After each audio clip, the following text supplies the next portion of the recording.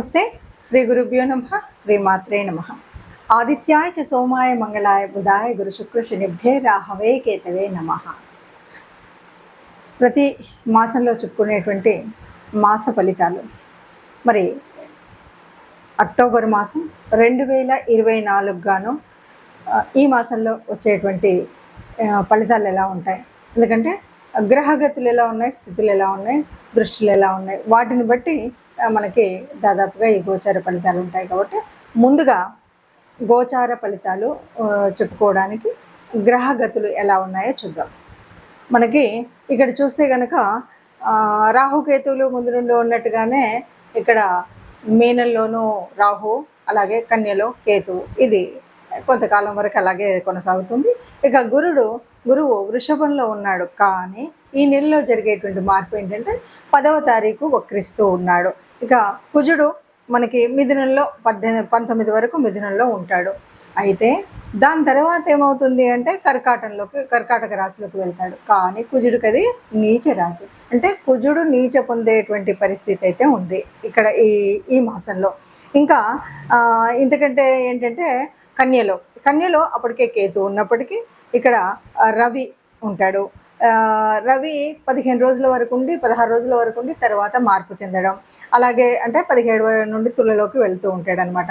అలాగే బుధుడు కూడా ఆల్మోస్ట్ అంతే, 13 వరకు ఉండి మారడం, ఇక 12 వరకు ఉండి 13లోకి మారుతాడనమాట.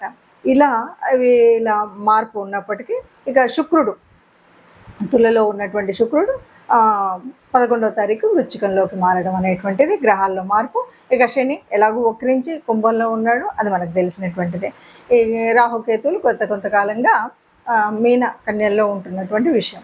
మరి ఇలా ఉన్నటువంటి గ్రహస్థితులలో మరి ఈ రాసులకి అంటే 12 రాసుల వారికి ఎలా ఉంటుంది అంటూ మనం 12 రాసులు ఒక్కొక్క రాశిని ప్రకారంగా చెప్పుకుందాం.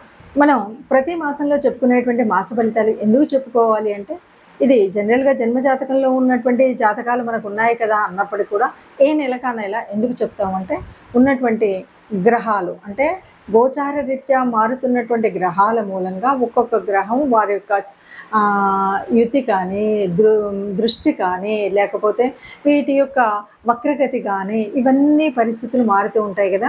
ఇలా మారినప్పుడు ఒక్కొక్క గ్రహం ఇచ్చేటువంటి అంటే నీచ పొందడము, ఉచ్చలోకి రావడం, ఇలా స్వక్షేత్రంలోకి రావడం, వీటి వల్ల ఏ రాశులు ఉన్నారో వాళ్ళకి కొన్ని మార్పులు చేర్పులు అయితే జరుగుతాయి.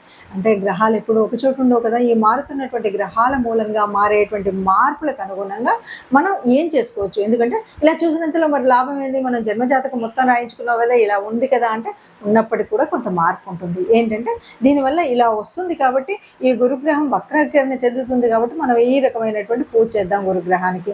లేదు రవి నీచపడుతున్నాడు కాబట్టి రవికి నమస్కరిద్దాం, కుజుడు మరి నీచలోకి వెళ్తున్నాడు కాబట్టి ఇలా చేద్దాం అనేటువంటిది ముందు జాగ్రత్త కోసమే ఈ జ్యోతిషం ఉపయోగపడుతుంది.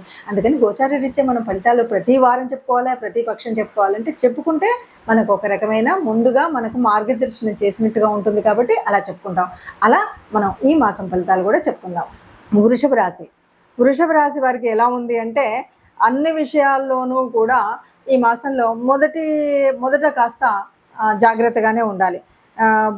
భాగస్వామ్యం మీద మీరు ఏదైనా భాగస్వాములు అంటే మీ ఈ ఇల్లాలు కానీ లేకపోతే మీ భర్త కానీ లేకపోతే పార్ట్నర్షిప్స్లో వ్యాపారాలు ఇద్దరు కలిసి చేసే వ్యాపారస్తుల భాగస్వామ్యులు ఉంటారు కదా, అలా వాళ్ళ పేరు మీద మీరు ఏదైనా స్థిరాస్తులు కానీ ఏవైనా తీసుకున్నట్టయితే అవి కొంత మీకు స్థిరాస్తులే కాదు ఆభరణాలు కానీ ఇంకా ఇలాంటివి ఏవైనా సరే తీసుకుంటే కొంత లాభం అయితే ఉంటుంది.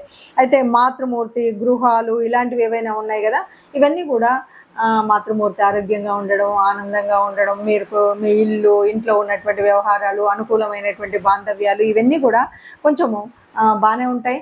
తర్వాత మీరు ఏదైనా ఆర్థిక వ్యవస్థ ఇబ్బందిగా ఉన్న, రుణాల కోసం అప్లై చేసిన, డబ్బులు వేరే చోట తీసుకోవాలనుకున్నా ఇలాంటప్పుడు మాత్రం బాగా అనుకూలిస్తాయని చెప్పొచ్చు, ఎందుకంటే బుధుడి యొక్క స్థితి వల్ల. కాకపోతే ఇక్కడ మనం జాగ్రత్తగా ఉండాలి అని మనం అంటున్నాం కదా, ఎన్ని జాగ్రత్తలు ఉన్నా కొన్నిసార్లు చేయొచ్చా చేయరాదా, చేస్తే ఏమవుతుంది అనేటువంటి అది ఉంటుంది. కాబట్టి ఇందువల్ల మీరు ఇక్కడ కుజుడు మీకున్నటువంటి స్థానం బట్టి కుజుడు 3వ స్థానంలోనే ఉన్నట్టు కదా మరి జరిగితే. అలా ఉన్నప్పుడు ఏమవుతుందంటే మొండితనం బాగా ఉంటుంది. ఇలా కొన్నిసార్లు మొండిగా ఏది ఏమైనా నేను ఈ పని చేస్తాను అనేటువంటి పరిస్థితి కనుక ఉంటే, అంటే ముందు మీకు మీ మానసిక కాన్ఫిడెన్స్ లెవెల్స్ కనుక గట్టిగా ఉన్నట్టయితే తప్పనిసరిగా విజయం పొందుతారు. గట్టిగా నేను ఈ పని చేస్తాను, ఏది ఏమన్నా సరే నేను ఈ పని నేను చేస్తానని నిర్ణయం తీసుకొని ఆ నిర్ణయానికి సానుకూలంగా మీరు చేయవలసినటువంటి శ్రమ అది కనుక సరిగ్గా చేస్తే బాగా విజయం సాధించేటువంటి పరిస్థితి అయితే ఉంది. ఇందులో ఓటమి భయం అవుతుంది, ఏదో అవుతుంది అనేటువంటి పరిస్థితి లేకుండా ఉంటుంది. కాకపోతే మనకు గ్రహరీత్యా చూసినప్పుడు కొంచెం అటు ఇటుగా ఉన్నప్పటికీ మీకు ఒకటి ముఖ్యంగా చెప్పొచ్చు, మీ భాగస్వాముల పేరు మీద మీరు ఏదైనా స్థిరాస్తులు కానీ చరాస్తులు కానీ ఏదైనా తీసుకున్నట్టయితే చక్కగా లాభదాయకంగానే ఉంటాయి. అది ప్లస్ పాయింటే. ఇక మైనస్ ఏంటంటే కొద్దిగా మనం జాగ్రత్తగా ఉండాలి అంటున్నారు. కానీ ఈ జాగ్రత్తగా తీస్తున్నా ఈ పని నేను ఏదో నా పరిస్థితి బాగాలేదు అని వదిలేయకుండా తప్పనిసరిగా నేను ఈ వ్యవహారం చేయాలి ఇది అనేటువంటి మొండి పట్టుదలతో కనుక మీరు చేసినట్టయితే తప్పకుండా విజయం సాధిస్తారు. ప్రస్తుతం మనం చూస్తున్నట్టుగా ఇప్పటి వరకు విన్నటువంటి గ్రహస్థితి మూలంగా ఒక్కొక్క రాశికి మనకు ఇలా చెప్పుకుంటూ వస్తున్నాం కదా. మరి ఇలా ఉన్నప్పుడు అంటే మనం అనుకున్నా అనుకోకపోయినా కొన్ని అంటే జాతక రీత్యా మనం మారుతున్నటువంటి అంటే ఒక రకంగా గురువు వక్రించడం కానీ, తర్వాత కుజుడు నీచంలోకి రావడం కానీ, రవి కూడా అదేవిధంగా 15 రోజుల తర్వాత నీచ స్థితి పొందడం కానీ, ఇలా కొన్ని మార్పులు అయితే ఉన్నాయి. ఇంకా శని ఎలాగో ఉన్నట్టుగా ఉన్నాడు కదా, అంటే వక్ర దిశగా ఉన్నాడు. అలాంటి పరిస్థితులలో మరి ఎలా ఉంటుంది అంటే సహజంగా ఉండేటువంటి చిన్న చిన్న మార్పులు కొంతమందికి కొన్ని రాసుల వారికి ఉపయోగం, కొన్ని రాసుల వారికి కొంత మధ్యస్థంగా మిశ్రమ ఫలితాలు ఉంటాయి, కొన్ని రాసుల వారికి కొంత కష్టంగానే ఉంటుంది. మరి ఎవరికైనా సరే అందరికీ కూడా మనం సుఖంగా ఉండాలి అని మనం యోచన చేస్తాం.